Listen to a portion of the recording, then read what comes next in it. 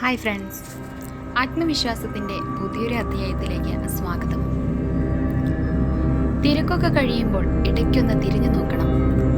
തിരക്കിനിടയിലും നിങ്ങളെ തിരക്കിയിറങ്ങി ചിലർ നടക്കുന്നുണ്ടാവും. ഊഹങ്ങൾ തെറ്റിയേക്കാം, പക്ഷേ അനുഭവ പാഠങ്ങൾ ഒരിക്കലും തെറ്റുകയില്ല. കാരണം ഊഹം നമ്മുടെ മനസ്സിൻ്റെ സങ്കല്പവും അനുഭവം നമ്മുടെ ജീവിത പാഠവുമാകുന്നു. അനുഭവിക്കുന്ന വേദനയോ കടന്നുപോകുന്ന അവസ്ഥകളോ പറഞ്ഞാൽ കേൾക്കുന്ന ഒരാൾക്കും മനസ്സിലാകണമെന്നില്ല എന്ന ചിന്തയിൽ നിന്നാണ് ഒരാൾക്ക് മൗനം പിറവികൊള്ളുന്നത്. ജീവിതത്തിൽ എവിടെയെങ്കിലും ഒറ്റപ്പെടുകയാണെന്ന് തോന്നുമ്പോൾ അങ്ങ് ഒഴിഞ്ഞു മാറിയേക്കണം. ഒത്തിരി വേദനിക്കുന്നതിനേക്കാൾ നല്ലതാണ് ഒന്ന് ഒഴിഞ്ഞു മാറി നിൽക്കുന്നത്. മറ്റുള്ളവരെ സഹായിക്കുക, അതിന് കഴിഞ്ഞില്ലെങ്കിൽ ഉപദ്രവിക്കാതിരിക്കുക.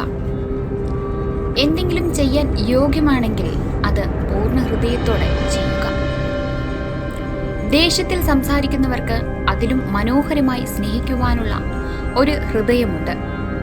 പുറമെ ചിരിച്ചുകൊണ്ട് നല്ല വാക്കുകൾ മൊഴിയുന്നവർക്ക് അതിലും മനോഹരമായി വഞ്ചിക്കുവാനുള്ള ഒരു മനസ്സുമുണ്ടാകും. കൂടുതൽ വെളിച്ചം നിങ്ങളെ അസ്വസ്ഥനാക്കും. കുറച്ച് ഇരുട്ടും അത്യാവശ്യമാണ്. അതുപോലെ തന്നെയാണ് ജീവിതവും.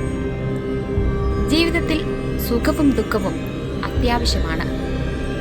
നമ്മുടെ സമയം, നമ്മുടെ സ്നേഹം, നമ്മുടെ സൗഹൃദം, അങ്ങനെ എല്ലാം നമ്മളെ അറിയുന്നവർക്ക് കൊടുക്കുക. അല്ലാത്തവരുടെ അടുത്ത് എന്തു തന്നെ സമയം ചെലവഴിച്ചാലും അത് വെറുമൊരു നേരം പോക്ക് മാത്രമായിരിക്കും. മറ്റാരും നിങ്ങളുടെ നിലനിൽപ്പ് ആഗ്രഹിക്കാത്തതിനാൽ നിങ്ങൾക്കായി നിങ്ങൾ തന്നെ നിലകൊള്ളുക. വേറൊരാളെയും പ്രതീക്ഷിക്കാതെ തന്നെ. അക്ഷരങ്ങൾ നിരത്തിവെച്ച് എന്തും നമുക്ക് വായിക്കാനാകും. വായിക്കാൻ കഴിയാതെ പോകുന്ന ഒന്നുണ്ടെങ്കിൽ അത് മനുഷ്യന്റെ മനസ്സാണ്. സ്വന്തം താല്പര്യങ്ങൾക്ക് മുൻതൂക്കം കൊടുക്കുന്നവർ മറ്റുള്ളവരുടെ ഇഷ്ടങ്ങളെ മാനിക്കുന്നില്ല.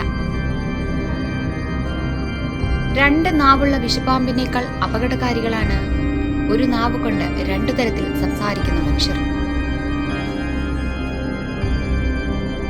നിങ്ങളിൽ തന്നെ വിശ്വസിക്കുക. നിങ്ങൾ ഒരുപാട് അതിജീവിച്ചു.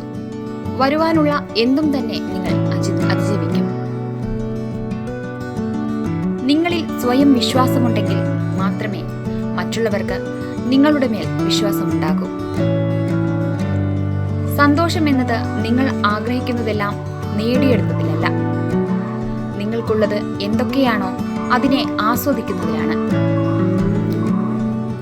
കൂടുതൽ കേൾക്കുക, കുറച്ചു പറയുക. കാരണം പ്രശ്നങ്ങളുടെ ഉറവിടം അനാവശ്യമായ സംസാരങ്ങളിലൂടെയാണ്. ക്ഷമിക്കാൻ പഠിച്ചാൽ എല്ലാമായി.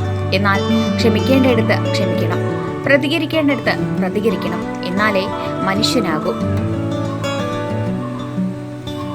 ദേഷ്യത്തിന് 3-4 മിനിറ്റ് മാത്രമേ ആയുസുള്ളൂ. എന്നാൽ ആ കുറഞ്ഞ സമയം കൊണ്ട് പറഞ്ഞു പോകുന്ന വാക്കുകൾ ഒരായുസിന്റെ വലുപ്പമുണ്ടായെന്ന് വരാം. ഒരാളുടെ വികാരങ്ങളെ തമാശയായി കാണരുത്.